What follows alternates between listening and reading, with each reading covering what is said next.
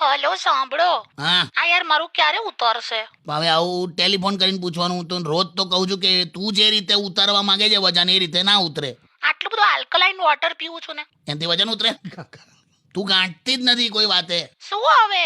આમાં કેવું હતું પહેલું, પેલા લોકો શું કરે ખબર છે? પાપ કર્યા પછી ગંગા નદીમાં ડૂબકી મારી અને પછી ગંગાજળ પી નાખતા હતા.